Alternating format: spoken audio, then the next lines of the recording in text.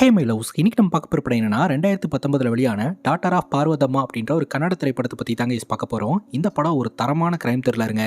இப்போதைக்கு இந்த படம் கன்னடா லாங்குவேஜில் மட்டும்தான் அவைலபிளாக இருக்குது. இந்த படத்தோட ஒன்லைனர் என்னன்னா, அகல்யா அப்படின்ற ஒரு டாக்டர் மர்மமான முறையில் நடு ரோட்டில் இறந்து கிடக்குறாங்க. போலீஸ் உடனடியாக வந்து இன்வெஸ்டிகேஷனை ஸ்டார்ட் பண்ணுறாங்க. ஆனால் அவங்களோட இன்வெஸ்டிகேஷனில் இது கொலையா இல்லை தற்கொலையா அப்படின்றத கண்டுபிடிக்கவே முடியலங்க. பொதுமக்களும் மீடியாவும் போலீஸ்க்கு பயங்கரமாக ப்ரெஷர் கொடுக்கறதுனால போலீஸ்காரங்க ஒரு திறமையான ஆஃபீஸர் கிட்ட இந்த வழக்கை கொடுக்கணும்னு நினைக்கிறாங்க. அந்த வகையில் நம்ம ஹீரோயின் கிட்ட இந்த வழக்கு மாற்றப்படுது. ஹீரோயின் இந்த வழக்கை தொடர்றாங்க. இன்வெஸ்டிகேஷனில் திட்டுக்கிடும் உண்மைகள்லாம் வெளியே வருதுங்க. நாம கொஞ்சம் கூட எதிர்பார்க்காத ஒரு தரமான ட்விஸ்ட்டை இந்த படத்தில் வச்சிருப்பாங்க. அன்னைக்கு ராத்திரி என்னதான் நடந்தது அப்படின்றத டீட்டெயில்டாக பார்க்கலாம். இந்த வீடியோவை ஸ்கிப் பண்ணாம பாருங்க, ரொம்ப இன்ட்ரெஸ்டிங்காக இருக்கும். நீங்க பார்த்துட்டு இருக்கிறது சரண் என்டர்டைன்மெண்ட். நான் தான் சரண். வாங்க வீடியோக்குள்ள போகலாம். படத்தோட ஸ்டார்டிங் சீனில் சிட்டிக்கு ஒதுக்குப்புறமா இருக்கக்கூடிய ரிங் ரோடு அப்படின்னு சொல்லக்கூடிய இடத்துல ஒரு பெண் மர்மமான முறையில் இறந்து கிடக்கிறதா போலீஸ்க்கு தகவலுங்க. உடனடியாக ஃபாரன்சிக் டிபார்ட்மெண்ட் அந்த இடத்துக்கு போய் இன்வெஸ்டிகேஷனை தொடங்குறாங்க. கிரைம் சீன் மார்க் பண்ணப்பட்டு போட்டோகிராஃப்ஸ் எடுக்கப்பட்டு அங்கே ஏதாவது க்ளூஸ் கிடைக்குமா அப்படின்னு சொல்லி செக் பண்ண ஆரம்பிக்கிறாங்க. முதல் கட்ட விசாரணையில் இறந்து போன பொண்ணோடைய பேர் அகல்யானும், இவங்க சாதாரண ஒரு ஆள் கிடையாது, இவங்க மதிக்கத்தக்க ஒரு டாக்டர் அப்படின்னு தெரிய வருதுங்க. போஸ்ட்மார்ட்டம் ரிப்போர்ட்டை வச்சு பார்க்கும்போது அகல்யா தற்கொலை பண்ணியிருக்காங்க அப்படின்ற மாதிரி தெரிய வருதுங்க. ஆனால் அகல்யாவோட பேரண்ட்ஸ் காரணமே இல்லாமல் எதுக்குங்க எங்க பொண்ணு தற்கொலை பண்ணணும் அப்படின்ற கேள்வியை முன்வைக்கிறாங்க. அது மட்டும் இல்லாமல் இவங்க வாழ்க்கையை முடிக்கணும்னா அவங்க வீட்லயே இருந்து ஏதாவது பண்ணியிருக்கலாம்ல, எதுக்கு சம்மந்தமே இல்லாமல் இப்படி ரோட்ல வந்து சாவணும், மேபி இது மர்டரா இருக்கலாம் அப்படின்னு போலீஸ்காரங்க சந்தேகப்படுறாங்க. எண்ட் ஆஃப் தி டே இந்த வழக்கில் பெருசாக எந்த ஒரு லீடும் கிடைக்காம இது கொலையா இல்லை தற்கொலையா அப்படின்றத உறுதி செய்யவும் முடியாம போலீஸ்காரங்க திணறிக்கிட்டு இருக்காங்க. இந்த சூழ்நிலையில பொதுமக்களும் மீடியாக்களும் இந்த வழக்கை எடுத்து பயங்கரமா பேச ஆரம்பிக்கிறாங்க. கில்லரை பிடிக்கிறது ரெண்டாவது பட்சம், முதல்ல இது தற்கொலையா கொலையா அப்படின்றதையே போலீஸ்காரங்க கண்டுபிடிக்காம இருக்கிறாங்க. போலீஸ்காரங்க என்ன வேலை பார்க்கறாங்க, கவர்மெண்ட் என்ன வேலை பார்க்குது, பொண்ணுங்களுக்கு சேஃப்டி இருக்கா அப்படின்ட்டு பயங்கரமா பேச ஆரம்பிச்சிடுறாங்க. இதை டிவியில பார்க்குற ஹோம் மினிஸ்டருக்கு ரொம்பவே சங்கட்டமா இருக்குது. என்ன ஆனாலும் சரி சீக்கிரமா இந்த வழக்கை க்ளோஸ் பண்ணியே ஆகணும் அப்படின்னு உடனடியாக டிபார்ட்மெண்ட்டுக்கு போன போடுறாரு. டிபார்ட்மெண்ட்ல இருக்கிறவங்க இன்னும் கொஞ்சம் டைம் வேணும் அப்படின்னு கேட்கறாங்க. உங்களுக்கு கொடுத்த டைம் எல்லாம் முடிஞ்சு போச்சு, இன்னும் கொஞ்சம் டைம் கொடுத்தா கவர்மெண்ட் மேல ஆல்ரெடி எல்லாரும் செம்ம கோவத்தில் இருக்கிறாங்க, இருக்கிற கொஞ்சம் நெஞ்ச மானமும் போயிரும் அப்படின்ட்டு ரிப்போர்ட்டை கொண்டு போய் சிஐடி கிட்ட ஒப்படைச்சிருங்கன்னு சொல்லிடுறாரு. சிஐடி டிபார்ட்மெண்ட்ல இருக்கக்கூடிய கிஷோர் குமார் அப்படின்றவருக்கு டைரக்டாவே ஹோம் மினிஸ்டர் கால் பண்ணி பேசுறாருங்க. அகல்யாவுடைய கொலை வழக்குக்கு ஃபர்ஸ்ட் ப்ரெஃபரன்ஸ் கொடுங்க, பர்சனலா கூட எடுத்துக்கோங்க. இந்த வழக்குல ஒரு திறமையான ஆபீசரை போட்டு இன்வெஸ்டிகேஷன் பண்ணி சீக்கிரமா கேஸ் சால்வ் பண்ணுங்க. இந்த வழக்குல உங்களுக்கு என்ன உதவி தேவைப்பட்டாலும் டைரக்டாவே என்கிட்ட கேளுங்க அப்படின்ற மாதிரி ஹோம் மினிஸ்டர் சொல்றாருங்க. டிபார்ட்மெண்ட்ல ஒரு திறமையான போலீஸ் ஆபீசர் தாங்க நம்ம ஹீரோயின். ஹீரோயினோட பேரு வைதேகி. நம்ம ஹீரோயினுக்கு உயர் அதிகாரி போனை போட்டா ஹீரோயின் போன் எடுக்கவே இல்லை. காரணம் என்னன்னா அவங்க ரிலாக்ஸ் பண்றதுக்காக தண்ணியில அப்படியே ஜாலியா மிதந்துகிட்டு இருக்காங்க. ஹீரோயின் போன் எடுக்கல அப்படின்ட்டு ஹீரோயினோட அசிஸ்டன்ட் கோபாலுக்கு போனை போட, அப்ப கோபால் சொல்றாரு இந்த மாதிரி மேடம் கொஞ்சம் முக்கியமான மீட்டிங்ல இருக்காங்க அப்படின்ட்டு.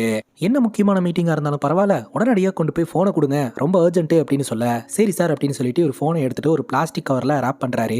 மேடம் என்னடானா டிஸ்டர்பே பண்ணக்கூடாதுன்னு சொல்லியிருக்காங்க, ஆனா இவர் என்னடானா ரொம்ப அர்ஜென்ட் போனை கொண்டு போய் கொடுன்றாரு. இப்போ என்ன பண்றதுன்னு யோசனை பண்ணிட்டு இவர் என்ன பண்றாருன்னா அந்த லைஃப் ஜாக்கெட்டை போட்டுட்டு அப்படியே தண்ணியில நீந்திட்டே ஹீரோயின் கிட்ட போறாரு. இந்த மாதிரி உயர் அதிகாரி ஃபோன் பண்ணாரு, அர்ஜென்ட்னு சொன்னாரு அப்படின்னு சொல்ல, அர்ஜென்ட்னா நான் எந்த இடத்துல இருந்தாலும் வந்துருவியா அப்படின்ற மாதிரி கேட்டுட்டு சரி வாங்க போய் பார்க்கலாம் அப்படின்ட்டு ரெண்டு பேரும் உயர் அதிகாரியா மீட் பண்றதுக்காக வராங்க. உயர் அதிகாரி நம்ம ஹீரோயின் கிட்ட டாக்டர் அகல்யாவோடைய கேஸ் ஃபைல் எடுத்து கொடுக்குறாருங்க. ரீசெண்டா டாக்டர் அகல்யா அப்படின்றவங்க மர்மமான முறையில் ரிங் ரோட்ல இறந்து கிடந்தாங்க. இது கொலையா தற்கொலையா அப்படின்னு தெரியாம போலீஸ்காரங்க குழம்பி போயிட்டாங்க. இந்த வழக்கை பத்தி நீங்க கேள்விப்பட்டிருப்பீங்கன்னு நினைக்கிறேன் அப்படிங்கும் போது ஆமா அப்படின்னு ஹீரோன்னு சொல்றாங்க. ஹோம் மினிஸ்டரே டைரக்டா கால் பண்ணி இந்த வழக்கை கொடுத்து சால்வ் பண்ண சொல்லியிருக்காரு. அப்போ இது எவ்வளவு முக்கியமான வழக்கு அப்படின்னு யோசிச்சு பார்த்துக்கோங்க. அதனால எவ்வளவு சீக்கிரம் இந்த வழக்கை சால்வ் பண்ண முடியுமோ அவ்வளவு சீக்கிரம் சால்வ் பண்ணுங்க. இந்த வழக்குல உங்களுக்கு ஏதாவது பிரச்சனைனா என்கிட்ட வந்து சொல்லுங்க. சப்போஸ் பொலிட்டீஷியன்ஸ் பிஸ்னஸ் மேன்ஸ்ன்னு ஏதாவது பிரச்சனை பண்ணாங்கன்னா என்கிட்ட வந்து சொல்லுங்க, எல்லாத்தையும் நான் பார்த்துக்கிறேன் அப்படின்னு உயர் அதிகாரி சொல்ல, அதுக்கு ஹீரோயின் சொல்றாங்க அப்படியெல்லாம் யாரும் என்னோட இன்வெஸ்டிகேஷன்ல குறுக்கிட முடியாது சார், என்னோட இன்வெஸ்டிகேஷன்ல குறுக்கிடுறதும் ரயில் தண்டவாளத்தில் தலை வச்சு படுக்கிறதும் ஒன்று அப்படின்னு ஹீரோயின் சொல்லிட்டு அந்த கேஸ் ஃபைலை வாங்கிட்டு கிளம்புறாங்க. இப்போ நம்ம ஹீரோயின் நேரா ஒரு சமாதிக்கு தான் போறாங்க. அங்க போய் பூக்கத்தை வச்சு பிரேயர் பண்ணிக்கிட்டு இருக்காங்க. ஃபீல் பண்றாங்க இறந்தவரை நினைச்சு மிஸ் பண்றதா. அந்த நபர் யாரு என்னன்னு நமக்கு இப்போதைக்கு தெரியலங்க. அவர் யாரு என்ன அப்படின்றதுக்கான ஃபிளாஷ்பேக்கை இப்போ நம்ம கிட்ட காட்ட ஆரம்பிக்கிறாங்க.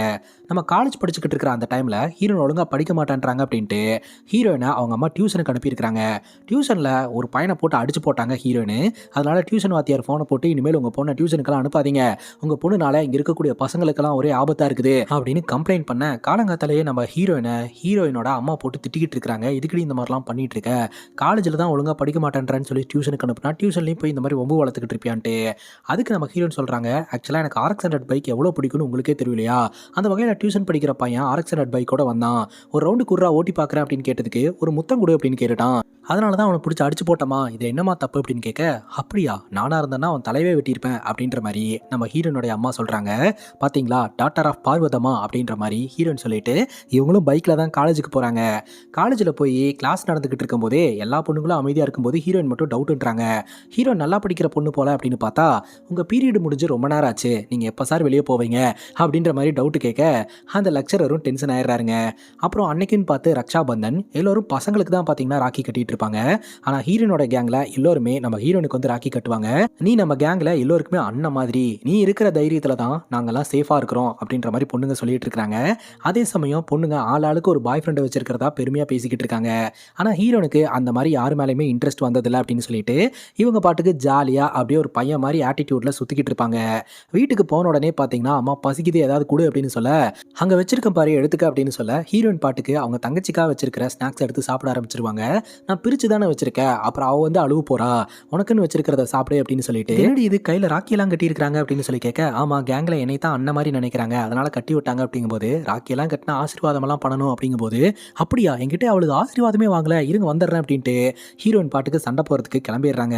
அடுத்த நாள் பார்த்தீங்கன்னா ஹீரோனுக்கு பர்த்டே அப்படின்ட்டு ஹீரோனோட தங்கச்சி ஹாப்பி பர்த்டே எல்லாம் சொல்லி விஷ் பண்ணிக்கிட்டு இருக்காங்க. அண்ட் கிஃப்ட்டும் வாங்கி வச்சிருக்காங்க. என்ன கிஃப்ட் அப்படின்னு சொல்லிட்டு எக்ஸைட்மெண்ட்டோட ஓப்பன் பண்ணி பார்த்தா அது சுடிதாருங்க. நான் இந்த ட்ரெஸ் எல்லாம் போடவே மாட்டேன் தெரியாதா, எதுக்கு இதெல்லாம் நான் வியர் பண்ணணும், எனக்கு வேண்டாம் அப்படிங்கும்போது, எல்லா நாளும் ஜீன்ஸு டிஷர்ட்டுன்னு தானே போட்டு சுற்றிட்டு இருக்கேன், ஒரு நாளாவது பொண்ணு மாதிரி அடக்கொடக்கமா அப்படியே சுடிதாரு கம்மல் வளையல் இந்த மாதிரிலாம் போட்டு போயேன் அப்படின்னு சொல்ல, சரி இவ்வளோ தூரம் ரிக்வஸ்ட் பண்ணி கேட்குறாங்கன்ட்டு ஹீரோனும் அதே மாதிரி ட்ரெஸ் எல்லாம் வியர் பண்ணிட்டு கோயிலுக்கு போகிறாங்க. அங்கே போனால் ஒரு பாட்டினால் நடக்க முடியல அப்படின்ட்டு அந்த பாட்டியை ஒருத்தர் கோயிலுக்கு தூக்கிட்டு போகிறாருங்க. போய் ப்ரேயர்லாம் பண்ணுறாரு. அந்த ஒரு நபரை பார்த்த உடனே நம்ம ஹீரோனுக்கு பிடிச்சி போயிருதுங்க. அந்த ஒரு நபரை அங்கிருந்தே ஃபாலோ பண்ண ஆரம்பிச்சிடுறாங்க. இது வரைக்கும் எந்த பையன் மேலேயுமே ஹீரோனுக்கு இன்ட்ரெஸ்ட் வந்தது இல்லைங்க. முறையாக இந்த நபர் மேலே இன்ட்ரெஸ்ட் வருது. பார்த்தா அவர் தான் கோயிலில் பூசாரியாக இருக்கிறாருங்க. அவர்கிட்ட போயிட்டு இந்த தேங்காய் பழம்லாம் கொடுக்க, உங்கள் பேர் உங்கள் நட்சத்திரம் சொல்லுங்க அப்படின்னு அவர் கேட்குறாரு. என் பேர் வைதேகி, நட்சத்திரமெல்லாம் எனக்கு தெரியாது, சரி உன் பேர் என்ன அப்படின்னு கேட்க, என்னடா அது இந்த பொண்ணு பதிலுக்கு நம்ம பேர் கேட்குது அப்படின்ட்டு இவர் சைலண்டாக உள்ளே போய் ப்ரேயர் பண்ணிட்டு கொண்டாந்து கொடுத்துட்றாரு. திரும்ப திரும்ப ஹீரோயின் கேட்டுகிட்டே இருக்கிறாங்க, உன் பேர் என்ன உன் பேர் என்னன்ட்டு. ஆனால் இவர் பதிலே சொல்ல மாட்டேன்றாரு. அதுக்கப்புறம் ஹீரோயினே இவருக்கு சாஸ்திரி அப்படின்ற ஒரு பேரை வச்சு, உன் பேரை சொல்லலைன்னா பரவாயில்ல உன் நம்பரை கொடு அப்படின்னு சொல்ல, அவர் பாட்டுக்கு பயந்து ஓடிடுறாருங்க. அடுத்த நாள் பார்த்தீங்கன்னா ஹீரோயின் இந்த சாஸ்திரியோட வீட்டு அட்ரஸை கண்டுபிடிச்சு வெளியில் போய் வெயிட் பண்ணிட்டு இருக்காங்க. அவரும் காலேஜுக்கு ரெடியாகி வெளியே வராரு. சாஸ்திரி வணக்கம் அப்படின்னு சொல்ல, இவளா அப்படின்னு இவர் பயந்து போக ஆரம்பிச்சிடுறாரு. நெல்லு சாஸ்திரி, உன்னை கொண்டு போய் காலேஜ்லேயே ட்ராப் பண்ணுறேன் அப்படின்னு சொல்லி பைக்கில் வந்துகிட்டு இருக்காங்க. பார்த்தா இவங்க ரெண்டு பேரும் ஒரே காலேஜ் தான். காலேஜில் போயிட்டும் பார்த்தீங்கன்னா சாஸ்திரி கிட்ட இவங்க லவ் டாக்காக விட்டுக்கிட்டு இருக்கிறாங்க. ஸோ கொஞ்ச நாள்லேயே பார்த்தீங்கன்னா ரெண்டு பேர்த்துக்குள்ள ஒரு நல்ல ஃப்ரெண்ட்ஷிப் பாண்டிங் உருவாகுது. அப்புறம் ரெண்டு பேர்த்துக்குள்ள காதல் அப்படின்றது உருவாகி ரெண்டு பேரும் ஹாப்பியாக லவ் பண்ணவும் ஆரம்பிக்கிறாங்க. நம்ம ஹீரோயின் எப்போதுமே ஆட்டிடியூட் கொண்ட ஒரு பொண்ணாக தான் இருப்பாங்க. சாஸ்திரி ரொம்ப சைலண்டான ஆளாக தாங்க இருப்பார். ஒரு நாள் பார்த்தீங்கன்னா இந்த சாஸ்திரி ஒரு மாதிரி சோகமாக வராரு. என்னாச்சு சாஸ்திரி அப்படின்னு கேட்க, ஒரு ஒன்றும் இல்லைன்றாரு. இல்லை ஒரு சைடு கண்ணை சவந்திருக்குது, என்னாச்சு அப்படின்னு சொல்லி கேட்க, நாங்களாம் கிரிக்கெட் விளையாடிட்டு இருக்கும்போது என்ன அம்பையராக போட்டாங்க, அவுட்டு கொடுத்துட்டேன் அப்படின்றதுனால பாஸ்கர்ன்றவன் என்ன அடிச்சிட்டான் அப்படின்னு சொல்ல, அப்படியா எங்கே இருக்கானுங்க அவனுங்க அப்படின்னு கேட்க, அங்கே அப்படின்னு இவர் கை காட்டுறாரு. உடனே நம்ம ஹீரோயின் பார்த்தீங்கன்னா பைக் எடுத்துட்டு அங்கே போய் பாஸ்கர் யாரு அப்படின்னு சொல்லி கேட்க, அங்கே இருக்கக்கூடிய பசங்களாம் நான் தான் பாஸ்கர் அப்படின்னு சொல்கிறானுங்க. ஒருத்தன் அடிக்கலான்னு வந்தேன், இங்கே எல்லாத்தையுமே அடிக்கணும் போலயே அப்படின்னு சொல்லிட்டு சண்டைக்கு தயாராகிறாங்க. அதுக்கப்புறம் அங்கே இருக்கக்கூடிய யாரையுமே விட்டு வைக்கலங்க, போட்டு புரட்டி எடுத்துடுறாங்க. இனிமேல் சாஸ்திரி மேலே கையை வச்சா நடக்கிறதே வேறன்னு மிரட்டி விட்டு போயிடுறாங்க. அதுக்கப்புறம் சாஸ்திரியோட வீட்டில் பார்த்தீங்கன்னா எக்ஸாம் ரிசல்ட்ஸை வச்சு பயங்கரமாக திட்டியிருப்பாங்க போல. நம்ம ஹீரோயின் வழக்கம் போல வீட்டில் உட்காந்து சாப்பிட்டுட்டு இருக்காங்க. அப்பதான் ஃப்ரெண்டு வந்து சொல்றாங்க, இந்த மாதிரி சாஸ்திரி நம்மளை விட்டு போயிட்டான் அப்படின்ட்டு. அங்கே வந்து பார்க்கும்போது தான் தெரியுது சாஸ்திரி தற்கொலை பண்ணி இறந்து போயிருக்கிறாருங்க. ஸோ சாஸ்திரியை நம்ம ஹீரோக்கு ரொம்ப பிடிக்குங்க. அவங்க அம்மாவுக்கு அப்புறம் பிடிச்ச ஒரே ஒரு ஆள்னா சாஸ்திரி மட்டும்தான். இப்போ அவனும் என்னை விட்டு போயிட்டானே அப்படின்னு சொல்லிட்டு ரொம்ப கவலையோடு இருக்கிறாங்க. ரெண்டு பேரும் ஒன்றா சேர்ந்து ட்ராவல் பண்ண அந்த நினைவுகள் எல்லாத்தையுமே நினச்சி பார்த்து ரொம்ப ஃபீல் பண்ணுறாங்க. இப்போ ப்ரெசன்ட் சுச்சுவேஷனில் ஒருத்தருடைய சமாதியை நம்ம பார்த்தோம் இல்லையா, அந்த சமாதி நம்ம சாஸ்திரியோட சமாதி தாங்க. இப்போ கூட இருக்கக்கூடிய கோபால் அப்படின்ற அசிஸ்டன்ட்டு ஹீரோயினுக்கு ஆறுதலாம் சொல்லி சமாதானப்படுத்தி கூட்டிகிட்டு போகிறாருங்க. இப்போ வீட்டுக்கு போன உடனே நம்ம ஹீரோனுடைய அம்மா ஹீரோயின் கிட்ட சண்டை போட்டுட்டு இருக்காங்க. நீ எதுக்காக ஃபங்க்ஷனுக்கு கூப்பிட்டா வரமாட்டேன்றேன்னு.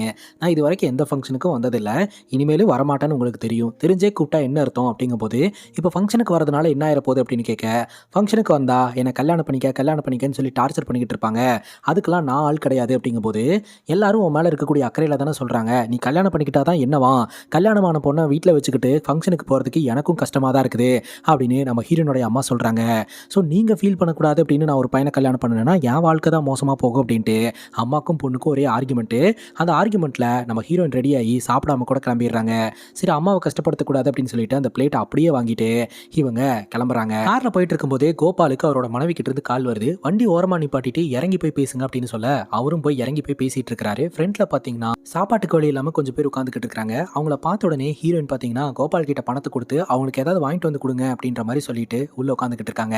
அந்த நேரம் பார்த்து கேக் டெலிவரி பண்ணக்கூடிய ஒரு நபர் வந்து வண்டியை நிப்பாட்டிட்டு அங்கே இருக்கிற எல்லாருக்கும் கேக் கொடுத்துட்டு அது போக காசும் கொடுத்துட்டு கிளம்புறாருங்க. அந்த ஒரு நபரை நம்ம ஹீரோயின் பார்க்குறாங்க.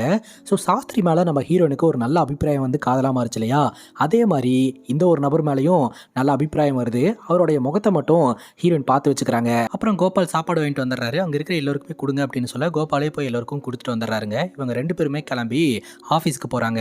இப்போ அகல்யாவோட கேஸ் ஃபைல்ஸ் எடுத்து பேச ஆரம்பிக்கிறாங்க. ஆரம்பத்தில் ரொம்ப பேசிக்காக பேசும்போது எனக்கு இப்படி பேசிக்காலாம் வேண்டாம், ப்ரொஃபஷனலாக வேணும் அப்படிங்கும்போது அவங்க டீமில் இருக்கிறவங்க சொல்கிறாங்க, அகல்யா சாவறதுக்கு முன்னாடி ராத்திரி 10 மணிக்கு தன்னோட பாய் ஃப்ரெண்டை பார்க்கறதுக்காக பாய் ஃப்ரெண்டோட வீட்டுக்கு போயிருக்காங்க. 10:30 மணிக்கு அகல்யாவோட பாய் ஃப்ரெண்ட் வீட்டில இருந்து வெளியே வந்து வீட்டுக்கு கிளம்பி இருக்காங்க. ஆனால் வீட்டுக்கு போய் சேரவே இல்லை. 10:40க்கு அகல்யாவோட பாய் ஃப்ரெண்டு வீட்டை விட்டு வெளியே வந்திருக்காரு. அதுக்கப்புறம் அவர் திரும்ப வீட்டுக்கு போயிருக்காரு. இது எல்லாமே வீட்டுக்கு வெளியில் இருக்கக்கூடிய சிசிடிவி கேமரால ரெக்கார்ட் ஆயிருக்குது. இப்போ நம்ம ஹீரோயின் பார்த்தீங்கன்னா ஒரு டாக்டரை பார்க்கறதுக்காக கிளம்புறாங்க.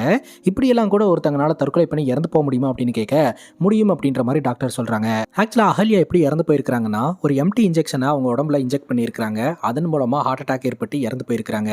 இன்ஜெக்ஷனில் இருக்கக்கூடிய ஏர் பபிள் அவங்க உடம்புக்குள்ள போய் ரொம்ப பெயின் ஏற்பட்டு பிளாக்கேஜ் ஏற்பட்டு அவங்க இறந்து போயிருக்கிறாங்க. ஆக்சுவலாக அவங்க டாக்டர் அப்படின்றதுனால தான் இப்படி சாக முடியும் அப்படின்னு தெரிஞ்சு அந்த சுச்சுவேஷனில் அவங்க இதை பயன்படுத்தி இறந்து போயிருக்கிறாங்க அப்படின்ற மாதிரி டாக்டர் சொல்கிறாருங்க. இன்ஜெக்ஷனை சரியாக போடலான்னா கூட இந்த மாதிரியான மரணம் ஏற்படும். அதனால தான் இன்ஜெக்ஷன் பண்ணுறதுக்கு முன்னாடி அந்த மருந்தை வேஸ்ட் பண்ணுறதுக்காக அந்த ஏர் பபிள்ஸை வெளியேற்றிட்டு தான் இன்ஜெக்ஷன் போடுவாங்க அப்படின்ற மாதிரி டாக்டர் சொல்கிறாருங்க. இப்போ நம்ம ஹீரோன் வீட்டுக்கு போனால் ஹீரோனோட ஃப்ரெண்டு குழந்தையோட வந்திருப்பாங்க. அதை பார்த்ததும் ஹீரோனுக்கு கோவம் தான் வருது. இதுக்கடி வந்தா அப்படின்ற மாதிரி சண்டை போட்டுட்டு இருக்காங்க. எதுக்கு நீ அவகிட்ட சண்டை போட்டுட்டு இருக்க அப்படின்னு நம்ம ஹீரோனுடைய அம்மா கேட்குறாங்க. ஆக்சுவலாக நீ பாட்டுக்கு குழந்தைய தூக்கிட்டு வந்து இங்கே உட்காந்துருவ, நீ எல்லாம் கல்யாணம் பண்ணி குழந்தை பொத்துக்கிட்ட அப்படின்னு சொல்லிட்டு என்னைய வந்து திட்டிக்கிட்டு இருப்பாங்க. கல்யாணம் பண்ணிக்கோனா எனக்கு கல்யாணம் பண்ணிக்கிற இன்ட்ரெஸ்ட்டே இல்லை அப்படின்ற மாதிரி தான் நம்ம ஹீரோயின் சொல்லிட்டு அதுக்கப்புறம் சமாதானமும் ஆயிடுவாங்க. அப்புறம் ஹீரோயின் ஆஃபீஸ்க்கு போகிறாங்க. டாக்டர் அகல்யாவுடைய அம்மா அப்பா வந்திருக்காங்க. அவங்க என்ன சொல்கிறாங்கன்னா, என் பொண்ணோட இன்சிடென்ட்டுக்கு அப்புறம் இந்த ஊர் பக்கமே வரக்கூடாதுன்னு நினச்சோம், ஆனால் கட்டாயப்படுத்தி 4 வாட்டி இங்கே கூப்பிட்டு வச்சு இன்வெஸ்டிகேஷன் பண்ணிட்டு இருக்காங்க அப்படின்னு சொல்ல ஹீரோயின் கேட்குறாங்க, உங்கள் பொண்ணு எதுக்காக தற்கொலை பண்ணி இறந்து போகணும் அப்படின்ட்டு. அதுக்கு அவங்க பேரண்ட்ஸ் சொல்கிறாங்க, யாருங்க சொன்னால் அவள் தற்கொலை பண்ணி இறந்து போனான்ட்டு, அவள் டாக்டர் ஆகணும் அப்படின்றதுக்காக எவ்வளோ கஷ்டப்பட்டா தெரியுங்களா, அது எங்களுக்கு தான் தெரியும். அப்படி கஷ்டப்பட்டு டாக்டர் பொண்ணு எதுக்காக தன்னோட வாழ்க்கையை முடிச்சுக்கணும்னு நினைப்பா, கொஞ்சமாவது யோசிங்க, என் பொண்ணை யாரோ ஒருத்தங்க பிளான் பண்ணி மர்டர் பண்ணியிருக்காங்க அப்படின்னு அவங்க சொல்றாங்க. சரி நீங்க போலாம் அப்படின்னு சொல்லிட்டு நம்ம ஹீரோயின் பேரண்ட்ஸ் அமுச்சு வச்சுட்டு இந்த அகல்யாவோட பாய் ஃப்ரெண்டை கூப்பிட்டு இன்வெஸ்டிகேஷன் பண்றாங்க. அகல்யாவோட பாய் ஃப்ரெண்டுக்கும் அகல்யாவுக்கும் எப்படி பழக்கம்னா, அகல்யாவோட பாய் ஃப்ரெண்டு மெடிக்கல் ட்ரிப்புங்க. இந்த ஹாஸ்பிட்டலில் மெடிசன்ஸை இன்ட்ரடியூஸ் பண்ணுறதுக்காக போய் அப்படிதான் இவங்க 2 பேர்த்துக்குள்ள பழக்கம் ஏற்பட்டிருக்கு. அப்படி ஃபோனில் பேச ஆரம்பிச்சிருக்காங்க. அப்புறம் நேரில் பார்க்க ஆரம்பிச்சிருக்காங்க. அப்புறம் 2 பேரும் ட்ராவல் பண்ண ஆரம்பிச்சு 2 பேர்த்துக்குள்ள ஒருத்தர் பிடிச்சி போய் லவ் பண்ணவும் ஆரம்பிச்சிருக்காங்க. அன்னைக்கு ராத்திரி ஹெவியாக மழை பெஞ்சிருக்குதுங்க. அகல்யா பாய் ஃப்ரெண்டு வீட்டுக்கிட்ட தான் இருந்திருக்காங்க. அதனால வீட்டுக்கு வரட்டான்னு கேட்க பாய் ஃப்ரெண்டு வா அப்படின்னு சொல்லி கூப்பிட்டாருங்க. வீட்டுக்கு போய் 1/2 hour இருந்துட்டு அதுக்கப்புறம் அவங்க போயிருக்காங்க. அகல்யா வெளியே போன 10வது நிமிஷம் இவரு வீட்டை விட்டு வெளியே வந்திருக்காரு. அது என்ன கதை அப்படின்னு ஹீரோயின் கேட்க, அவன் மொபைல் மிஸ் பண்ணிட்டு போயிட்டா, அதை திருப்பி கொடுக்கறதுக்காக தான் நான் வெளியே வந்தேன் அப்படின்னு சொல்றாருங்க. அகல்யா கரெக்டாக 1/2 hour உங்க வீட்டில் இருந்திருக்கா. அந்த 1/2 hour உங்க வீட்டுக்குள்ள என்ன நடந்தது அப்படின்னு கேட்க, நீங்க என்ன கேட்குறீங்கன்னு புரியலன்னு பாய் ஃப்ரெண்ட் சொல்றாரு. உங்க 2 பேர்த்துக்குள்ள சண்டை, நீ ஏதாவது ரேப் அட்டெம்ப்ட் பண்ணியா அப்படின்னு டைரக்டா கேட்க, என்ன மேடம் இப்படி எல்லாம் கேட்குறீங்க, நாங்கள் இந்த வருஷம் எண்ணில் கல்யாணம் பண்ணிக்கலான்ற பிளான்ல இருந்தோம், 2 பேர்த்துக்குள்ள நல்ல அண்டர்ஸ்டாண்டிங் இருந்தது, அதனால அந்த மாதிரிலாம் எதுவும் பண்ணல மேடம் அப்படின்னு சொல்ல, சரி எப்போ இன்வெஸ்டிகேஷன் கூப்பிட்டாலும் வரணும், என்னை கேட்காம இந்த ஊரை விட்டு போகக்கூடாது அப்படின்னு சொல்லி நம்ம அகல்யாவோட பாய் ஃப்ரெண்டை ஹீரோயின் அனுப்பி வைக்கிறாங்க. பின்னாடியே கோபால் வந்து ரொம்ப பசிக்குது மேடம், என்ன மேடம் ஆர்டர் பண்ணுறது அப்படின்னு சொல்லி கேட்க, டிவைனா அப்படின்ற அந்த கேக் ஷாப்பில் கேக் ஆர்டர் பண்ணுங்க அப்படின்னு சொல்ல, சரி மேடம் அப்படின்னு சொல்லிட்டு கோபாலும் ஆர்டர் பண்ணிடுறாரு. டெலிவரி பண்ணுறதுக்காக அந்த இடத்துக்கு ஒரு நபர் வந்திருக்கிறாருங்க. ஸோ அந்த நபரை பார்த்து தான் நம்ம ஹீரோனுக்கு பிடிச்சி போச்சு. அந்த நபரை ஃபாலோ பண்ணிட்டே ஹீரோயின் போகிறாங்க. பார்க்கிங்கில் வச்சு உன் பேர் என்ன அப்படின்னு கேட்குறாங்க. அவரும் என் பேர் ராஜேஷ் மேடம், என்னாச்சு அப்படின்னு சொல்லி கேட்க, உனக்கு கல்யாணம் ஆயிடுச்சா அப்படின்னு சொல்லி கேட்க, இல்லை அப்படின்றாரு. என்னை கல்யாணம் பண்ணிக்கிறியா அப்படின்னு சொல்லி டைரெக்டாக கேட்க, யார் இந்த பொண்ணு இப்படி வந்து கேட்டுட்டு இருக்கு அப்படின்னு இவரும் பயந்து போயிடுறாரு. சாஸ்திரி கிட்ட இவங்க அப்ரோச் பண்ணும்போது இப்படி தானே சாஸ்திரி பயந்து போனாரு, அதே மாதிரி தான் நம்ம ராஜேஷும் பயந்து போறாரு. இவங்க அங்கே நின்று ஸ்மைல் பண்ணிக்கிட்டு இருக்காங்க. ஹீரோனுக்கு ராஜேஷை ரொம்ப பிடிச்சி போயிருதுங்க. அதுக்கப்புறம் நம்ம ஹீரோயின் கிரைம் சீனுக்கு போகிறாங்க. அங்கே போயிட்டு அகல்யா இறந்து கிடந்த டைமில் அகல்யாவுடைய காரு எந்த ஆங்கிளில் நின்றுட்டு இருந்ததோ அதே மாதிரி நம்ம வண்டியும் பார்க் பண்ணுங்க அப்படின்னு சொல்ல அதே மாதிரி பார்க் பண்ணிடுறாங்க. மெடிக்கல் ரிப்போர்ட் படி அகல்யா அந்த இன்ஜெக்ஷனை வச்சு தானே இறந்து போயிருக்காங்க. ஸோ அதே மாதிரியான சீனை ரீக்ரியேட் பண்ணுங்க அப்படின்னு கோபால் கிட்ட சொல்ல கோபால் பார்த்தீங்கன்னா காருக்குள்ளே போய் உட்காந்துடுறாரு. நம்ம அகல்யா பார்த்தீங்கன்னா ஏதோ ஒரு டிப்ரெஷன் காரணமாக இங்கே ஓரமாக வண்டியை பார்க் பண்ணியிருக்கிறாங்க. காருக்குள்ளேயே உட்காந்து அழுதுருக்குறாங்க. அப்படியே வெளியே வந்து நின்று அழுதுருக்குறாங்க. அப்புறம் மன உளைச்சல் தாங்க முடியாமல் காருக்குள்ளே இருந்த அந்த எம்டி சிரஞ்ச் எடுத்து அவங்க கையில் போட்டு அப்படியே கீழே விழுந்து இறந்து போயிருக்கிறாங்க. டாக்டர் என்ன சொல்லியிருப்பாரு அப்படின்னா, இந்த எம்டி சிரஞ்ச் போகிறதுனால ஈஸியாலாம் செத்துற மாட்டோம், துடிச்சு மரண வேதனையை அனுபவிச்சு தான் இறந்து போவோம் அப்படின்ட்டு. ஸோ அப்படி இந்த இடத்துல துடிச்சு தான் வந்து அகல்யா இறந்து போயிருக்கிறாங்க அப்படின்றத ரீக்ரியேட் பண்ணி நம்ம ஹீரோயின் பார்க்குறாங்க. பட் ஒரு டாக்டராக இருந்துட்டு இவங்க இப்படி பண்ணியிருக்கிறதுக்கான வாய்ப்பு ரொம்பவே கம்மி அப்படின்ற மாதிரி யோசிச்சுட்டு இப்போ போலீஸோட விர்ஷன் என்ன அப்படின்னு பார்க்குறாங்க. அகல்யா இந்த ரிங் ரோட்டில் காரில் வந்துட்டு இருக்கும்போது 2 பேர் வழி மறைச்சிருக்கிறானுங்க. காரை நிப்பாட்டி வம்பு பண்ணியிருக்கிறானுங்க. காரை விட்டு அகல்யா வெளியே கொண்டாந்து காருக்குள்ளே இருந்த அந்த சிரஞ்சை எடுத்தே வந்து அகல்யாவோட கையில் போட்டு சாவடிச்சிட்டு போயிருந்துருக்கிறானுங்க. இது கொலை அப்படின்னு பார்த்தாலும் கொலைக்கான காரணம் வேணும் இல்லையா? அகல்யாக்கு எதிரிங்க யாருமே கிடையாது. அகல்யாவை யார் கொலை பண்ணியிருப்பா அப்படின்னு சொல்லி ஹீரோயின் யோசனை பண்ணுறாங்க. இப்போ இந்த 2 விர்ஷனையும் ஸ்டடி பண்ணி பார்க்கும்போது இது 2மே நடக்கல அப்படின்ற ஒரு முடிவுக்கு நம்ம ஹீரோயின் வராங்க. இப்போ நம்ம ஹீரோயின் வீட்டில் அவங்க அம்மா கிட்ட போயிட்டு ஒரு விஷயத்த கேட்குறாங்க. ஏம்மா, நான் கல்யாணம் பண்ணிக்க போகிற பையன் இந்த ஜாதி, இந்த மதம், இந்த வேலை பார்க்கணும், இவ்வளோ சம்பளம் வாங்கணும்னு ஏதாவது இருக்குதா அப்படின்னு கேட்க, அந்த மாதிரிலாம் எனக்கு எதுவுமே கிடையாது, ஒரு பையனை கொண்டாந்து நிப்பாட்டினா போதும் அப்படின்ற மாதிரி அம்மா சொல்கிறாங்க. உடனே வீட்டுக்கு கேக் ஆர்டர் பண்ணிட்டு கேக் டெலிவரி பண்ணுறதுக்கு ஒரு பையன் வந்திருக்கான் இல்லையா, அவனை எனக்கு ரொம்ப பிடிச்சிருக்குது, அவன்கிட்டயே நான் இன்னும் சொல்லலை, அவனை வீட்டில் கூப்பிட்டு உட்கார வச்சு காஃபி கொடுத்து எல்லாத்தையும் எக்ஸ்பிளைன் பண்ணுங்க அப்படின்னு சொல்ல, என்னம்மா இது அப்படிங்கும்போது, நீ தானம்மா சொன்ன எதுவுமே தேவையில்லை அப்படின்ட்டு, அது ஓகே தான் அப்படின்னு சொல்லிட்டு அவங்களும் நம்ம ராஜேஷை வீட்டுக்குள்ளே கூப்பிட்டு உட்கார வச்சு காஃபியெல்லாம் கொடுத்து எல்லா விஷயத்தையுமே எக்ஸ்பிளைன் பண்ணுறாங்க. ராஜேஷும் அவங்க அம்மா அப்பாவை கூட்டிகிட்டு வந்து பொண்ணு பார்க்குறேன் அப்படின்ற மாதிரி சொல்லிடுறாருங்க. இப்போ நம்ம ஹீரோயின் பார்த்தீங்கன்னா அகல்யா ஒரு வீட்டில் ஸ்டே பண்ணியிருந்தாங்க இல்லையா, அகல்யாவுடைய ரூம்மேட்டு கிட்ட விசாரிச்சா ஏதாவது இன்ஃபர்மேஷன் கிடைக்கும் அப்படின்ட்டு இங்கே வந்து விசாரணை பண்ணுறாங்க. அப்போ அகல்யாவோட ரூம்மேட் என்ன சொல்கிறாங்கன்னா, அன்னைக்கு ராத்திரி கார் சாவியை கொடு அப்படின்னு சொல்லிட்டு அவள் கிளம்புனா, நான் கூட சொன்னேன் மழை ஹெவியாக பெஞ்சிட்டு இருக்கு, நீ ஏன் வெளியே போகணும் அப்படின்ட்டு, இல்லை நான் போன உடனே வந்துடுறேன் அப்படின்னு சொல்லியும் கேட்காம கொற்ற மலையில் கார் எடுத்துகிட்டு வீட்டை விட்டு கிளம்பி போனான். ஆனால் போனவன் ரொம்ப நேரம் ஆகியுமே வீட்டுக்கு வரவே இல்லை. அப்புறம் ரொம்ப நேரத்துக்கு அப்புறம் கதவு தட்டுற சவுண்டு கேட்டுச்சு. ஒருவேளை அகல்யா தான் வந்திருக்கிறா போல அப்படின்ட்டு போய் டோர் ஓப்பன் பண்ணான். அகல்யாவுடைய பாய் ஃப்ரெண்டு தான் வந்திருந்தான். என்ன விஷயம் அப்படின்னு சொல்லி கேட்க, அகல்யா என் வீட்டுக்கு தான் வந்திருந்தா, ஃபோனை மறந்து வச்சுட்டு போயிட்டா, கொடுத்துட்டு போகலான்னு வந்தேன், அகல்யா எங்கே அப்படின்னு கேட்க, அகல்யா இன்னும் வீட்டுக்கு வரவே இல்லை அப்படின்னு இவங்க சொல்லியிருக்காங்க. சரி வந்தா ஃபோனை கொடுத்துருங்க அப்படின்ட்டு அகல்யாவோட பாய் ஃப்ரெண்டு கிளம்பிட்டாங்க. இவங்களும் பெருசாக கேர் பண்ணல. கேர் பண்ணாததுக்கு காரணம் என்னன்னா, அகல்யா நார்மலாகவே வெளியே சுற்றக்கூடிய டைப்பு, எங்கே சுற்றினாலும் வீட்டுக்கு வந்துருவா, அதனால எப்படியும் வந்துருவா அப்படின்னு சொல்லிட்டு தான் இவங்களும் அமைதியாக இருந்திருக்காங்க. அடுத்த நாள் தான் அகல்யாக்கு என்ன நடந்தது அப்படின்ற விஷயமே உங்களுக்கு தெரிய வந்திருக்குது. சரி அகல்யாக்கு யாராவது எதிரிங்க இருக்கிறாங்களா அப்படின்னு சொல்லி கேட்க, எதிரின்னு சொல்ல முடியாது, ஒருத்தர் இருக்கிறான் அப்படிங்கும்போது ஃபர்ஸ்ட் கதையை சொல்லு, எதிரியா இல்லையான்றதை நாங்கள் முடிவு பண்ணிக்கிறோம் அப்படிங்கும்போது, ஒரு முறை ஒரு கட்டட வேலை பார்க்கக்கூடிய ஒருத்தர் அவரோட மனைவிக்கு அடிபட்டுச்சுன்னு ஹாஸ்பிட்டலுக்கு எடுத்துட்டு வந்திருக்காரு. ஆனால் அவர் எடுத்துட்டு வர வழியிலேயே அவரோட மனைவி இறந்து போயிட்டாங்க. அகல்யாவுடைய ட்ரீட்மெண்ட்னால தான் அவங்க இறந்து போனாங்க அப்படின்னு சொல்லிட்டு அகல்யா கிட்ட பயங்கரமா சண்டை போட்டாரு. எல்லோரும் சேர்ந்து தடுத்தாங்க அப்படின்னு சொல்ல, அது யார் என்னன்னு பாருங்க அப்படின்னு சொல்லி ஹீரோயின் விசாரணை பண்ண சொல்றாங்க. இப்போ லோக்கல் போலீஸ் ஸ்டேஷன்ல போயிட்டு அகல்யாவோட வழக்கில் யாரெல்லாம் விசாரணை பண்ணியிருக்கீங்க, அவங்களோட ஸ்டேட்மெண்ட்ஸ் எல்லாம் கொடுங்க அப்படின்னு சொல்லிட்டு அதை எல்லாத்தையுமே செக் பண்ண ஆரம்பிக்கிறாங்க. ஒரு ப்ளூ கலர் டிஷர்ட் போட்டு ஒருத்தன் வந்தான் கம்ப்ளைண்ட் கொடுக்குறான்ட்டு, அதுக்கப்புறம் அவன் மாத்தி பேசிட்டு போனா, அவன் மேல எங்களுக்கு சந்தேகம் இருக்கு அப்படின்னு போலீஸ்காரங்க சொல்றாங்க. அது என்ன கதை அப்படின்னு பார்த்தா, ப்ளூ கலர் டிஷர்ட் போட்டிருக்கிற ஒருத்தன் அன்னைக்கு ராத்திரி ரிங் ரோட்ல ரெட் கலர் கார் வந்தது, 2 பேர் அட்டாக் பண்றதுக்காக போனாங்க அப்படின்னு கம்ப்ளைண்ட் சொல்லலான்னு வரும்போது, கம்ப்ளைண்ட் எழுதிட்டு இருந்த போலீஸ் ஆஃபீஸரை உள்ள ஒரு ஆஃபீஸர் கூப்பிட்டாங்கன்னு போயிட்டு வந்த உடனே இவர் அந்த கம்ப்ளைண்ட்டை மாற்றி சொல்ல ஆரம்பிச்சிடுறாரு. இந்த மாதிரி பிளாக் கலர் கார் வந்து என்னோட வண்டி இடிச்சிட்டு நிற்காம போயிடுச்சு அப்படின்னு சொல்லி கம்ப்ளைண்ட்டை பொய்யா கொடுத்துட்டு போயிருக்காரு. அந்த ப்ளூ டிஷர்ட் யாரு, அவர் எங்க இருக்கிறாரு அப்படின்றத கண்டுபிடிங்க அப்படின்னு அதையும் ஆர்டர் கொடுக்குறாங்க. இப்போ நம்ம ஹீரோயின் வழக்கம் போல டியூட்டிக்கு கிளம்பும் போது, சாரி கட்டு, இந்த மாதிரி மாப்பிள்ளை வீட்டில இருந்து உன்னை பொண்ணு பார்க்கறதுக்காக வராங்க அப்படின்னு சொல்ல, ஹீரோயின் சங்கடப்பட்டுட்டே சாரி கட்டிட்டு வராங்க. எல்லோருக்கும் காஃபி எல்லாம் கொடுக்குறாங்க. மாப்பிள்ளை வீட்டுக்காரங்களுக்கு பொண்ணை பிடிச்சிருக்குன்னு சொல்லிட்டு அடுத்த கட்ட நகர்வுகளை பத்தி எல்லாம் பேச ஆரம்பிக்கிறாங்க. அப்பவே நம்ம ஹீரோனுக்கு கால் வருது, நீங்க கேட்ட ஒரு நபரை பிடிச்சிட்டோம் அப்படின்னு சொல்லிட்டு, எனக்கு டைம் ஆச்சு அப்படின்னு சொல்லிட்டு அவங்க மாமனார் மாமியார் அப்புறம் நம்ம ராஜேஷ் கிட்டலாம் சொல்லிட்டு அந்த இடத்த விட்டு நம்ம ஹீரோயின் கிளம்பி போயிடுறாங்க. இப்போ அந்த ப்ளூ டிஷர்ட் இருக்கிறாப்ல, அவர் தான் கைஸ் மாட்டிருக்கிறாரு. அவர் என்ன சொல்றாரு அப்படின்னா, அன்னைக்கு வந்து நான் ரிங் ரோடு வழியா வந்துட்டு இருந்தேன், வண்டி பஞ்சர் ஆயிடுச்சுன்னு சொல்லிட்டு நின்றுட்டு இருந்தேன். அப்போ அந்த வழியா ரெட் கலர் கார் ஒன்று வந்தது, ஹெவியா மழை பெஞ்சிட்டு இருந்துச்சு. ஒரு 2 பேர் போயிட்டு அந்த காருக்குள்ள இருக்கக்கூடிய பொண்ணை வெளியில இழுத்து போட்டு கொலை பண்ணிட்டு போயிட்டானுங்க. இதை பார்த்த நான் கிட்ட போனால் ஏதாவது பிரச்சனை வந்துடும், என்னையும் போட்டு தள்ளிடுவானுங்களோன்னு பயந்து போலீஸில் கம்ப்ளைண்ட் கொடுக்கலான்னு போலீஸ் ஸ்டேஷனுக்கு வந்தேன். ஆரம்பத்தில் கம்ப்ளைண்ட் கொடுக்கலான்ற மைண்டோட தான் வந்தேன். கம்ப்ளைண்ட் எழுதிட்டு இருந்த போலீஸ் ஆஃபீஸரை உள்ள இருக்கக்கூடிய போலீஸ் ஆஃபீஸர் கூப்பிட்டாரு அப்படின்னு சொல்லிட்டு போயிட்டாரு. அப்போ ஒரு பையன் வந்து புலம்பிட்டு இருந்தான். கம்ப்ளைண்ட் கொடுக்க வந்த பாவத்துக்கு என்னை இந்த போலீஸ்காரங்க அலையோ அலைன்னு அலைய வச்சுக்கிட்டு இருக்காங்க, கஷ்டமா இருக்குன்னு சொல்லிட்டு. ஒரு வேளை நம்ம கம்ப்ளைண்ட் கொடுத்தா நம்மளே அலைய வச்சிருவாங்க, நம்ம பொழப்பு போயிடும் அப்படின்னு பயந்துட்டு இந்த மாதிரி பிளாக் கலர் கார் வந்தது என்னை இடிச்சது அப்படின்னு போய் கம்ப்ளைண்ட் கொடுத்துட்டு போயிட்டேன் மேடம் அப்படின்ற மாதிரி இந்த ப்ளூ கலர் டிஷர்ட் காரன் சொல்லிக்கிட்டு இருக்காங்க. இது உண்மையா அப்படின்னு சொல்லி கேட்க, இதுதான் மேடம் உண்மை. ஆக்சுவலா நான் வேலைக்கு போனாதான் மேடம் காசு, நான் ஒரு பெயிண்டரு, இந்த மாதிரி என்னை அங்கேயும் இங்கேயும் கூப்பிட்டு இருந்தா நான் என்ன மேடம் பண்ணுவேன், அதனால தான் மேடம் போய் கம்ப்ளைண்ட் கொடுத்துட்டு போனேன் அப்படின்னு சொல்ல, சரி நீங்கள் கிளம்புங்க அப்படின்னு சொல்லிட்டு அவர் கையில் ஒரு 600 ரூபாய் கொடுத்து தான் அனுப்பிச்சு வைக்கிறாங்க. இப்போ இந்த கட்டட தொழிலாளி அவரோட மனைவி ஹாஸ்பிட்டலில் கொண்டாந்து அட்மிட் பண்ணும்போது அவரோட மனைவி சிகிச்சை பலனின்றி இறந்து போயிட்டாங்க. அதுக்கு காரணம் அகல்யா தான் நினச்சி சண்டை போட்டார் இல்லையா. அந்த கட்டட தொழிலாளியோட வீடு எங்கே இருக்குது அப்படின்றத கண்டுபிடிச்சிட்டாங்க. அந்த இடத்துக்கு போய் பார்த்தா அந்த வீட்டில் யாருமே இல்லை. பக்கத்தில் இருக்கிறவங்க அந்த வீடு பூட்டப்பட்ட நிலைமையில இருக்குது, எங்கே போனான்னு தெரியல அப்படின்ற மாதிரி சொல்லிடுறாங்க. இப்போ அந்த வீட்டோட பூட்டை உடச்சி இந்த வழக்கு சம்மந்தமாக ஏதாவது கிடைக்குமா அப்படின்னு சொல்லிட்டு வீட்டுக்குள்ளே போய் செக் பண்ணிட்டு இருக்கிறாங்க. அப்போ கரெக்டாக அந்த கட்டட தொழிலாளியே வந்து இங்கே என்ன நடக்குதுன்னு பார்த்துட்டு பயந்து ஓடுறாருங்க. இவன் தான் அப்படின்னு சொல்லிட்டு எல்லோரும் துரத்தி பிடிக்கிறதுக்கு முயற்சி பண்ணுறாங்க. ஆனா இவன் போலீஸ் வண்டியவே ஆக்சிடென்ட் பண்ணிட்டு அந்த இடத்த விட்டு தப்பிச்சு போயிடுறாங்க. இப்போ அடிப்பட்ட எல்லாருமே ஹாஸ்பிட்டல்ல ட்ரீட்மெண்ட் எடுத்துட்டு இருக்காங்க. அந்த டைம்ல இந்த கட்டட தொழிலாளி வந்து ஒரு பார்ல இருக்காரு அப்படின்ற தகவல் தெரிய வருதுங்க. உடனடியா அந்த இடத்துக்கு போய் அங்க வச்சே பாத்தீங்கன்னா இந்த கட்டட தொழிலாளியை அரெஸ்ட் பண்ணிடுறாங்க. அரெஸ்ட் பண்ணி கஸ்டடியில எடுத்து இன்வெஸ்டிகேஷன் பண்ணும்போது தான் சில உண்மைகள் தெரிய வருது. இந்த கட்டட தொழிலாளி அவரோட மனைவி கடிபட்டுருச்சு அப்படின்னு ட்ரீட்மெண்ட்டுக்காக ஹாஸ்பிட்டலுக்கு வந்திருக்காருங்க. எடுத்துட்டு வர வழியிலேயே அவங்க மனைவி இறந்து போயிட்டாங்க. அகல்யா தான் ட்ரீட்மெண்ட் கொடுத்துருக்காங்க. அவங்க இந்த விஷயத்த சொல்லிட்டாங்க, உங்க மனைவி நீங்க கொண்டு வர வழியிலேயே அவங்க இறந்துட்டாங்க அப்படின்ட்டு. அதனால இவருக்கு அகல்யா மேல பயங்கர கோவம் வந்திருக்குது. அங்க இருக்கிற எல்லோருமே சொல்லியிருக்காங்க, ஆக்சுவலா நீங்க கொண்டு வர வழியிலேயே அவங்க இறந்துட்டாங்கன்ட்டு.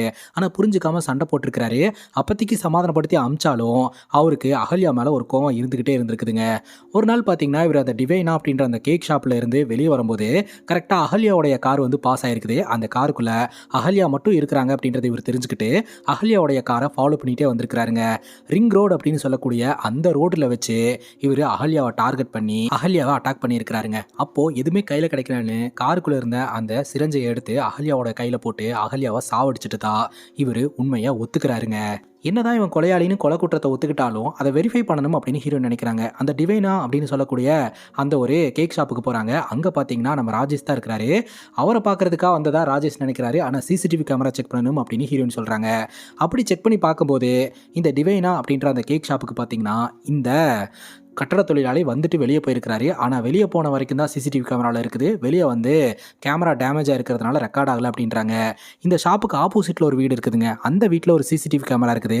அந்த சிசிடிவி கேமராவில் இருக்கக்கூடிய ஃபுட்டேஜை செக் பண்ண முடியுமா அப்படின்னு கேட்க, ராஜேஷ் பார்த்தீங்கன்னா நான் போய் அந்த ஃபுட்டேஜை வாங்கிட்டு வரேன் அப்படின்னு சொல்லிட்டு வாங்கிட்டு வந்து கொடுக்குறாரு. அந்த ஃபுட்டேஜை பார்த்தா நம்ம ஹீரோனுக்கு தூக்கி வாரி போட்டுருதுங்க. அங்கே தான் இந்த படத்தோடைய மொத்த ட்விஸ்ட்டுமே வச்சுருக்கிறாங்க. அந்த ஃபுட்டேஜில் என்ன இருந்தது அப்படின்றத இப்போதைக்கு நம்மக்கிட்ட ரிவீல் பண்ணலை. ஸ்டார்டிங்லேருந்து இப்போ வரைக்கும் நம்ம ஹீரோயின் இன்வெஸ்டிகேஷன் பண்ணாங்க இல்லையா, இந்த இன்வெஸ்டிகேஷனில் யார் யார் என்னென்னலாம் சொன்னாங்க அது எல்லாத்தையுமே பார்த்தீங்கன்னா நம்ம ஹீரோயின் ரிவர்ஸ் பண்ணி பார்க்க ஆரம்பிக்கிறாங்க. அதுக்கப்புறம் இந்த கட்டட தொழிலாளிகிட்ட போயிட்டு இவங்க எடுத்த ஃபுட்டேஜை வச்சு பேச ஆரம்பிக்கிறாங்க. ஆக்சுவலாக அன்னைக்கு ராத்திரி நீ வந்து அகல்யாவை பார்க்கவும் இல்லை, அகல்யாவை ஃபாலோ பண்ணவும் இல்லை அப்படின்ட்டு கையும் களவுமா மாட்டிக்கிட்டோம், இனி தப்பிக்கவே முடியாது அப்படின்ட்டு இந்த கட்டட தொழிலாளி எல்லா உண்மையுமே சொல்லிடுறான். இப்போ நம்ம ஹீரோயினுடைய டீம் நேரா அகல்யாவுடைய பாய் ஃப்ரெண்ட் வீட்டுக்கு தான் போறாங்க. அகல்யாவுடைய கொலை வழக்குக்கும் அகல்யாவுடைய பாய் ஃப்ரெண்டுக்கும் தொடர்பு இல்லைன்னு தெரிஞ்சு போச்சு இல்லையா. அப்புறம் எதுக்காக போலீஸ்காரங்க போறாங்கன்னா அங்கதான் இந்த படத்தோடைய ட்விஸ்டே வைக்கிறாங்க. இந்த கட்டட தொழிலாளியை விசாரிக்கும் போது கட்டட தொழிலாளி ஒரு ஸ்டேட்மெண்ட்டை கொடுத்தான். ஸோ அந்த ஸ்டேட்மெண்ட்டில் உங்ககிட்ட சைன் வாங்கிட்டு போகலான்னு வந்தோம், நாளைக்கு இந்த கட்டட தொழிலாளியை கூட்டு போகணும், அதனால தான் இப்போவே வந்திருக்கிறோம் அப்படின்னு சொல்ல, சரி இருங்க மேடம் காஃபி எடுத்துகிட்டு வரேன் அப்படின்னு சொல்லிட்டு அகல்யாவோட பாய் ஃப்ரெண்டு காஃபி எடுத்துகிட்டு வந்து கொடுக்க, அப்போது நம்ம ஹீரோயின் வந்து சொல்கிறாங்க, இந்த காஃபி காலி ஆகிற வரைக்கும் உனக்கு டைம் இருக்குது, அதுக்குள்ளே எல்லா உண்மையுமே சொல்லிடு, அதுக்கப்புறம் போலீஸ்காரங்களுடைய முறையை கையாள வேண்டியதாக இருக்கும் அப்படின்னு சொல்ல, சரி மேடம் நான் எல்லா உண்மையும் சொல்லிடுறேன், ஆனால் எனக்கு நீங்கள் ஒரு உதவி பண்ணணும் அப்படின்னு சொல்ல, சரி ஃபஸ்ட்டு நீ சொல்லு அதுக்கப்புறம் பார்ப்போம் அப்படின்ற மாதிரி ஹீரோயின் சொல்கிறாங்க. அப்போ தான் இந்த அகல்யாவோட பாய் ஃப்ரெண்டு கதையை சொல்ல ஆரம்பிக்கிறான். அன்னைக்கு ராத்திரி அகல்யா இந்த ஏரியா பக்கம் வந்திருக்கிறாங்க. ஹெவியாக மழை பெஞ்சிட்டு இருந்திருக்கு. நான் உன் வீட்டுக்கு வரட்டா அப்படின்னு சொல்லி கேட்க, தாராளமாக வா அப்படின்னு அகல்யாவோட பாய் ஃப்ரெண்ட் சொல்லியிருக்கிறாரு. அகல்யாவும் பார்த்தீங்கன்னா இங்கே வந்திருக்கிறாங்க. அகல்யா ஜாலியாக சகஜமாக பேச வந்திருக்காங்க அப்படின்ற மாதிரி தான் பாய் ஃப்ரெண்ட் நினச்சிருக்கிறாரு. ஆனால் அகல்யா அங்கே வந்ததற்கான காரணமே வேறு. ஆக்சுவலாக அகல்யாவோட பாய் ஃப்ரெண்டுக்கு ஆல்ரெடி கல்யாணமாக இருக்குதுங்க. ஸோ கல்யாணமானதை மறைச்சு அகல்யாவை லவ் பண்ணிக்கிட்டு இருந்திருக்கிறாரு. அந்த ஃபோட்டோ ஒன்று நம்ம அகல்யாவுக்கு கிடச்சி அதை காட்டி கேள்வி கேட்கும்போது இவர் உண்மையை சொல்கிறேன் அப்படின்னு சொல்லிடுறாரு. அகல்யாவோட பாய் ஃப்ரெண்டை பொறுத்த வரைக்கும் பணக்காரன் ஆகணும் அப்படின்ற ஆசை இருந்திருக்குங்க. அதனால் ஒரு பொண்ணு உடம்பு சரியில்லாத ஒரு பொண்ணை பார்த்தீங்கன்னா பணத்துக்கு ஆசைப்பட்டு கல்யாணம் பண்ணி இருந்திருக்கிறாரு. அதுக்கப்புறம் அகல்யாவை லவ் பண்ணவும் ஆரம்பிச்சிருந்திருக்கிறாரு. கொஞ்ச நாள்ல அந்த பணம் எல்லாம் எனக்கு வந்துடும், அந்த பணத்தை எடுத்துட்டு நம்ம எங்கேயாவது போய் செட்டில் ஆயிடலாம் அப்படின்னு அகல்யா கிட்ட பேசியிருக்கிறாரு. ஏன்டா இவ்வளோ கேவலமானவனா நீ, பணத்துக்காக இப்படியெல்லாம் கூட பண்ணுவியா, இருறா உன் பொண்டாட்டிக்கிட்ட போட்டு தரேன் அப்படின்னு சொல்லிட்டு நம்ம அகல்யா கிளம்பி இருக்கிறாங்க. அப்போது அகல்யாவை பிடிச்சி அட்டாக் பண்ணி மூச்சு திணற வச்சு அப்போவே அகல்யாவை சாவடிச்சிருந்துருக்கிறாருங்க. பார்க்க தாங்க சாதுவான ஆளாக இருக்கிறாரு, இவர் ஒரு கொலையை பண்ணியிருக்கிறாரு அப்படின்னு கொஞ்சம் கூட இவருக்கு கில்ட்டே கிடையாது. இந்த கொலை எப்படி எப்படியெல்லாம் மறைக்கலாம் அப்படின்னு சொல்லிட்டு அங்கேயே உட்காந்து திட்டம் போட ஆரம்பிக்கிறாரு. அகல்யா இந்த வீட்டில் இருக்கிறா அப்படின்றது சிசிடிவி கேமராவில் ரெக்கார்ட் ஆயிருக்கும். அகல்யா வீட்டை விட்டு வெளியே போயிட்டா அப்படின்ற மாதிரி ஒரு சீனை கிரியேட் பண்ணணுன்ட்டு அகல்யாவோட ட்ரெஸ் எடுத்து இவர் வியர் பண்ணிக்கிட்டு அகல்யா வீட்டை விட்டு வெளியே போன மாதிரி சிசிடிவி கேமராவில் ரெக்கார்ட் ஆயிருக்கிறாருங்க. வெளியே இருந்து பார்க்குற எல்லோருக்கும் அகல்யா தான் போயிருக்கிறாங்க அப்படின்ற மாதிரி தெரியும். அப்புறம் பேக் டோர் வழியா அங்கே சிசிடிவி கேமரா இல்லை, அந்த வழியில் இவர் திரும்ப உள்ளே வந்திருக்கிறாரு. அதுக்கப்புறம் அகல்யா வந்து ஃபோனை மறந்து வச்சு போயிட்டாங்க அப்படின்ற மாதிரி ஒரு சீனை கிரியேட் பண்ணி இவர் அங்கே போய் அவரோட ஃப்ரெண்டுக்கிட்டையும் ரிஜிஸ்டர் பண்ணிட்டு வந்திருக்கிறாருங்க. இப்போது பேக் டோர் வழியாக அகல்யாவோட டெட் பாடியை ரிங் ரோட்டுக்கு எடுத்துகிட்டு போய் அங்கே பாடியை போட்டுட்டு வந்துட்டாருங்க. அப்போ தான் இவருக்கு ஒரு யோசனை தோணுது. ஒரு முறை அகல்யாக்கும் இந்த கட்டட தொழிலாளிக்கும் சண்டை வந்தது, இந்த கட்டட தொழிலாளியை இந்த வழக்கில் இன்வால்வ் பண்ணி விட்டுறலாம், அப்பதான் நம்ம தப்பிக்க முடியும் அப்படின்னு சொல்லிட்டு ஒரு பக்காவா பிளான் பண்ணியிருக்கிறாருங்க. இப்போ அந்த கட்டட தொழிலாளி கிட்ட போயிட்டு அகல்யா பத்தி நெகட்டிவா பேசி ட்ரிகர் பண்ண ஆரம்பிச்சிருந்திருக்கிறாரு. ஆனா அந்த கட்டட தொழிலாளி ட்ரிகர் ஆகவே இல்லை. நான் தான் தப்பா நினைச்சுக்கிட்டேன், என் சைடு தான் மிஸ்டேக்கு அப்படின்னு சொல்ல, சரி நான் ஒரு சம்பவம் பண்ணிட்டேன், அந்த சம்பவத்தில் எனக்கு உதவி பண்ணு, உனக்கு நான் நிறைய பணம் தரேன் அப்படின்னு பேசிக்கிட்டு இருக்கிறத ஒருத்தன் ஒட்டி கேட்டுறான். அவனும் நான் இதில் வரேன் அப்படின்ற மாதிரி சொல்ல, அவன் தான் கைஸ் அந்த ப்ளூ டிஷர்ட் போட்டு ஒருத்தன் வந்து இன்ஃபர்மேஷன் கொடுத்தானே அவன் தான். இந்த கட்டட தொழிலாளி அகல்யாவுடைய காரை பார்த்துட்டு ஃபாலோ பண்ணிட்டு போகிற மாதிரி நடிக்கிறாருங்க. அந்த ஃபுட்டேஜை பார்த்தீங்கன்னா முன்னாடி நாள் நடந்த மாதிரி காசு கொடுத்து மால் ப்ராக்டிஸ் பண்ணிடுறாரு. இப்போ நம்ம ஹீரோயின் பார்த்தீங்கன்னா ஆப்போசிட்டில் இருக்கக்கூடிய பில்டிங்கில் இருக்கிற சிசிடிவி கேமரா செக் பண்ணி பார்க்கும்போது அந்த மாதிரி ஒரு விஷயம் அங்கே நடக்கவே இல்லை. அடுத்த நாள் நடந்ததை இவங்க சேஞ்ச் பண்ணியிருக்காங்க அப்படின்றத ஹீரோயின் கண்டுபிடிச்சிட்டாங்க. அப்படி தான் பார்த்தீங்கன்னா அகல்யாவோட பாய் ஃப்ரெண்டு சிக்கியிருக்கிறான். போஸ்ட்மார்ட்டம் ரிப்போர்ட்டையும் பார்த்தீங்கன்னா இவன் காசு கொடுத்து மாட்டியிருக்கிறான். ப்ராப்பராக போஸ்ட்மார்ட்டம் பண்ணியிருந்தாங்கன்னா மூச்சு திணறலில் அவங்க இறந்தாங்கன்னு தான் ரிப்போர்ட் வந்திருக்கும். இவன் தான் அந்த ஸ்டிரஞ்ச் மூலமாக இறந்தாங்கன்னு ரிப்போர்ட்டை மாற்றிருக்கான். இப்போ இந்த கட்டட தொழிலாளி போலீஸில் மாட்டி ஜெயிலுக்கு போயிட்டாரு அப்படின்னா இவனோட பணபலத்தை பயன்படுத்தி அந்த கட்டட தொழிலாளியை வெளியில் கொண்டு வரதாகவும் நான் நிறையா பணம் தரதாகவும் டீல் பேசியிருக்கிறாரு. அதுக்காக தான் பார்த்தீங்கன்னா இந்த கட்டட தொழிலாளியும் ஓகே சொல்லி இதெல்லாம் பண்ணியிருந்திருக்கிறாருங்க. இப்போ இந்த விஷயம்லாம் அப்பட்டமாக நம்ம ஹீரோயின் கண்டுபிடிச்சிட்டாங்க இல்லையா, ஒரே ஒரு சிசிடிவி ஃபுட்டேஜை வச்சு. இந்த கதையெல்லாம் சொல்லி முடிச்சுட்டு எனக்கு உதவி வேணும் அப்படின்னு கேட்டிருந்தேன்ல, அப்படிங்கும்போது என்ன உதவி அப்படின்னு நம்ம ஹீரோயின் கேட்குறாங்க. நீ வந்து என்னை இந்த கேஸில் வந்து காப்பாற்று, உனக்கு நான் நிறைய பணம் தரேன் அப்படின்னு சொல்ல ஹீரோயின் சிரிச்சுட்டே பார்த்தீங்கன்னா கூட்டிகிட்டு போய் ஜெயிலுக்குள்ளே உட்கார வச்சிடுறாங்க. இத்தோட இந்த படமும் முடியுதுங்க. ஹீரோனோட கல்யாணத்தை பற்றி பிளான் பண்ணலாம் அப்படின்னு பார்க்கும்போது அதுக்குள்ளே ஹீரோனுக்கு வேற ஒரு வழக்கை கொண்டாந்து கொடுத்துட்றாங்க. ஹீரோன் அந்த வழக்கு பின்னாடி போகிற மாதிரி காமிச்சு இந்த படத்தையும் முடிக்கிறாங்க. இதே மாதிரி வேறு ஏதாவது படத்தை பற்றி பேசணும் அப்படின்னு நினச்சிங்கன்னா படத்தோட பேரை கமெண்ட் செக்ஷனில் சொல்லுங்கள். இதே மாதிரி வேற ஒரு நல்ல வீடியோவில் வந்து சந்திக்கிறேன். Love you guys, take care and cheers.